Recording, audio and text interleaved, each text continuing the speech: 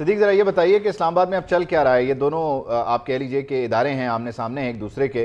अब इस्लामाबाद की फ़ज़ाओं में ख़बरें क्या है? कौन किसको मनाएगा और आखिर में राज़ी कौन होगा?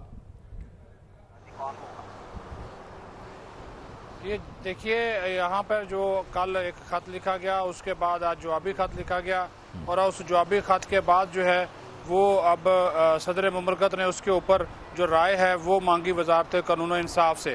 उनको ये मामला जो है वो भेज दिया है। तो सदर मुमलकत ने अब ये उसमें मौक़िफ़ इख्तियार किया है कि जो इलेक्शन कमीशन ऑफ पाकिस्तान ने अपने ख़त में मौक़िफ़ इख्तियार किया है, क्या वो मौक़िफ़ कानूनी तौर पर, आइनी तौर पर दुरुस्त है? क्योंकि इलेक्शन कमीशन ने वाज़े तौर पर जो सहारा लिया है वो आइन के आर्टिकल 58(1) और 58(2) का लिया है। और आपको पता है कि उसके तहत तो सदर का जो असम्बली तोड़ने का, तहलील करने का वो इख्तियार है, वो तो वैसे ही ख़त्म हो चुका है। वो तो उसके तहत वो तहलील ही नहीं कर सकते। तो इसी वजह से अब उन्होंने जो इलेक्शन कमीशन ने जो प्ली ली है उसी के ऊपर सेक्रेटरी वजारत कानून इंसाफ को इस ख़त में ऐवान सदर ने मुखातब किया है। और वो ख़त जो इलेक्शन कमीशन ने लिखा था उस ख़त को भी जो है वो वजारत कानून इंसाफ को भिजवा दिया गया और उनसे राय मांगी गई है। उसके बाद फिर सदर मुमलकत जो है वो अपना इसके ऊपर फैसला करेंगे कि आया वजारत कानून की राय जो है उसको सामने रख कर वो फैसला करते हैं, कोई अपना जो इलेक्शन कमीशन का मौक़िफ़ है उससे इत्तफाक करते हैं, या फिर जो उनका मौक़िफ़ है कि वो तारीख दे सकते हैं, वो इस मामले के ऊपर जो है वो अपने आप को कायम रखते हैं। तो यहाँ पर गुज़िश्ता दिनों कुछ मामलात हुए जिसकी वजह से वजारत कानून और सदर मुमलिकत के दरमियान ट्विटर के जरिए मुकालमा भी हुआ या उनके ऑफिस के दरमियान मुकालमा हुआ, फिर सदर साहब के सेक्रेटरी की तरफ से मामलात आ गए। कभी भी किसी लड़ाई में गिरोहबंदी होती है, 4 फरीक एक तरफ होते हैं, 2 फरीक एक तरफ होते हैं। इस मामले में यकीनी तौर पर वजारत कानून और इंसाफ ने आइन और कानून की तरफ देखना है, लेकिन जो गुज़िश्ता दिनों के वाक़यात हैं उसकी वजह से एक तनाव की सी भी सूरत हाल तो डेफिनेटली है हर तरफ, शाराए दस्तूर पे ख़ास तौर पे। जी बिल्कुल, शाराए दस्तूर पर इस वक्त दस्तूर की जो तशरीह है वो हर कोई बंदा अपने अपने अंदाज से कर रहा है, और बेचारा जो दस्तूर है वो इस वक्त जो है वो बेदस्तूर नज़र आ रहा है।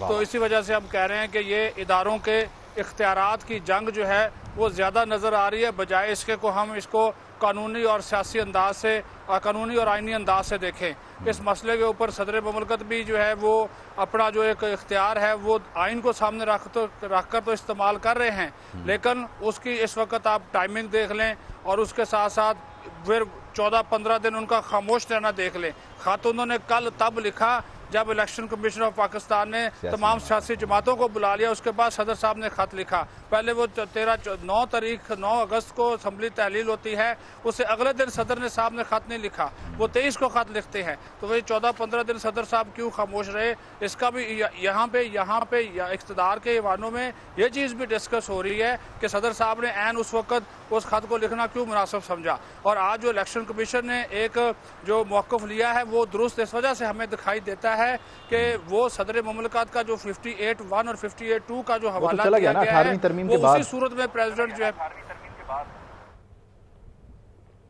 जो 58(1) या 58(2) है वो तो आर्टिकल, वो जो आइन में तरमीम हुई 18वीं, उसके बाद वो तो चला गया, वो तो ख़त्म हो गया। अब तो सीधा सीधा आर्टिकल 48 है जो ये एड्रेस करता है कि अगर सदर असेंबली डिसॉल्व करें, फिर उसमें ये नहीं लिखा कि वज़ीर आज़म के एडवाइस पर करें या खुद करें, क्योंकि खुद करने की जो रास्ता था 58 में वो तो ख़त्म हो गया।